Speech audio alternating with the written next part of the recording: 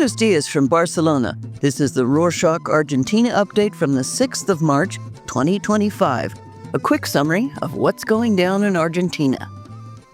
A massive power outage hit Buenos Aires and parts of the surrounding metro area on Wednesday the 5th, hitting over 700,000 homes on an extremely hot day with temperatures soaring past 44 degrees Celsius or 111 degrees Fahrenheit. Chaos spread across the city, traffic lights went out, trapping cars in gridlock, subways and trains stopped running, and firefighters had to rescue over 50 people stuck in elevators. The government blamed the energy company Edesur for poor maintenance, while Edesur blamed the blackout on a failure in 2 high-voltage lines. Frustrated residents flooded social media with complaints. Authorities promised new investments, but the long-term fixes offer little comfort for those stuck in the heat now. More blackouts could hit Buenos Aires and the surrounding metro area in the coming days as extreme heat keeps pushing the energy grid to its limits. Speaking of heat, things got fiery in Congress. On Saturday, the 1st of March, President Milei opened the legislative year by reaffirming his commitment to economic deregulation, fiscal balance, and sweeping reforms in taxation, labor laws, criminal justice, and immigration. He gave a speech to a half-empty Congress, boycotted by the opposition, in which he emphasized reducing public spending, privatizing state-owned companies, and pushing for greater economic openness. It wasn't all peaceful, as you can imagine. Tensions flared when Deputy Facundo Manes accused Milei of violating the Constitution by appointing 2 Supreme Court judges via decree, prompting a heated exchange with Santiago Caputo, the president's top advisor. Video footage showed Caputo acting aggressively toward Manes, who alleged that he later confronted and threatened him in the halls, with a companion reportedly striking him twice in the chest. During his speech, Milei also suggested that Argentina might exit the Mercosur trade bloc to pursue a trade deal with the U.S. On Monday, the 3rd of March, U.S. President Donald Trump held a press conference in which he praised Milei as a great leader and said he would consider exploring a free trade agreement with Argentina. His statement came shortly after a U.S. special envoy dismissed the idea and criticized Milei's advisors. While Trump remarks signal potential support, Mercosur rules require joint trade negotiations, which is why the government might leave it. On that note about Milei's relationship with Trump, the New York Times published an opinion piece titled, "Trump is Borrowing Argentina's Chainsaw. America Will Suffer," which compares Trump's moves to Milei's economic reforms. The article argues that while Milei's drastic budget cuts aim to stabilize a struggling economy, Trump's approach prioritizes political theatrics over sound governance.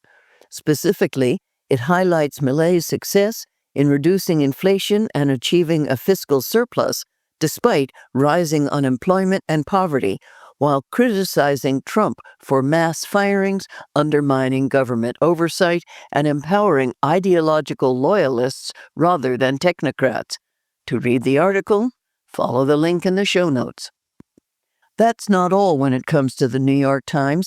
A recent investigation says that cryptocurrency entrepreneurs bribed their way into meetings with Milei during the Argentina Tech Forum last October.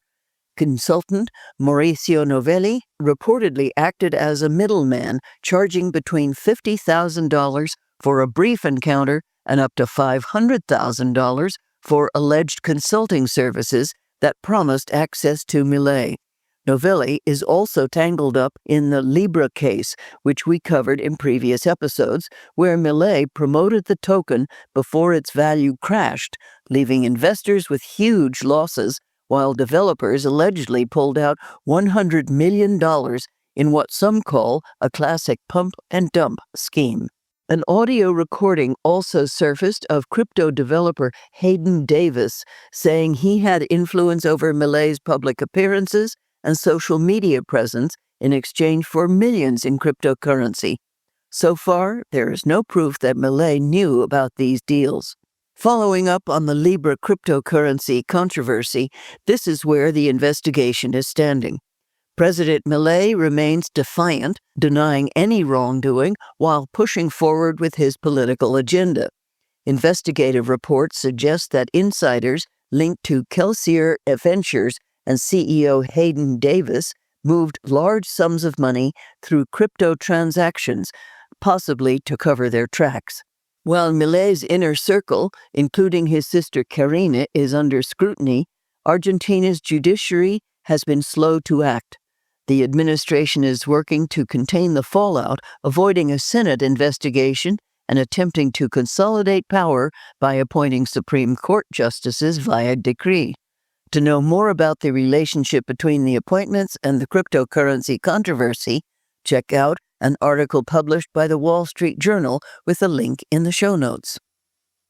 In other news, the government is pushing for a new immigration law that would require non-resident foreigners to pay for health care and education, while making it easier to deport those who commit crimes. Some provinces have already started charging non-residents for medical services, saying it saves millions. The bill also aims to tighten border security and impose stricter requirements for obtaining residency. If Congress blocks the reform, the government might push it through by decree. There's good news in transportation.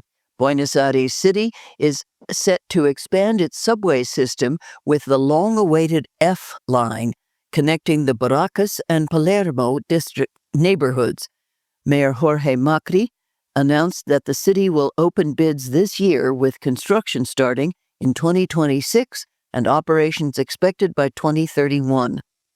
The line will span 9 kilometers, adding 11 stations and linking all existing subway lines, helping to ease congestion, especially for commuters from southern Greater Buenos Aires. The city estimates the total cost at $1.8 billion, making this one of Argentina's most ambitious urban infrastructure projects. Also on the topic of expenses, March is kicking off with a wave of price hikes, hitting essentials like rent, public transport, healthcare, and utilities. Rent contracts in pesos, signed a year ago, will see a 150% increase, while Buenos Aires bus and subway fares are jumping 10%. Subway rides will cost over 800 pesos, about 70 US cents. Electricity and gas rates are also set to rise, though the exact numbers aren't out yet. On the healthcare front, individual plans will go up 2% on average. All this adds pressure to household budgets as inflation stays above 2% per month. As the summer season comes to an end, the numbers are in. Travel dropped almost 4% compared to last year. More Argentines chose to travel abroad, with destinations like Chile, Brazil, and Uruguay becoming more affordable thanks to a stronger peso. Trips were shorter, 3.2 days on average versus 3.9 last year. Back to the topic of infrastructure projects, Buenos Aires' iconic Luna Park Arena is set for a major renovation, but not everyone is on board. The events company, DF Entertainment, pushed through a $34 million plan to expand the venue's capacity from 8,500 to 13,000, adding new floors above and below ground. Critics believe the remodel will damage the venue's historic character, even though it isn't labeled as a demolition. Luna Park has hosted Carlos Gardel's funeral, Maradona's wedding, and concerts by Frank Sinatra, making it a cultural landmark. Since the Catholic Church owns the property, Pope Francis also needs to sign off on the final decision. Unfortunately, Pope Francis is not doing great health-wise. The Argentine pontiff remains hospitalized in Rome as he recovers from pneumonia, which initially started as bronchitis. The Vatican reported that after suffering 2 severe respiratory attacks on Monday the 3rd, he is now breathing without a mask but continues treatment with high-flow oxygen. Before we go, the Carnival weekend may be behind us, but there's another public holiday on the horizon. Monday, the 24th of March, marks the National Day of Memory for Truth and Justice, which commemorates the victims of the last military dictatorship, which began on the 24th of March, 1976. The day serves as a reminder of the importance of democracy, human rights, and the pursuit of justice for the crimes committed by the dictatorship. And that's it for this week. Thank you for joining us. Don't forget to hit the subscribe button. But don't worry, subscribing to the Rorschach Argentina update is absolutely free. By subscribing, you can help us grow and keep making the updates that you love. Listen to our updates on your favorite podcast platform. Nos vemos la próxima semana.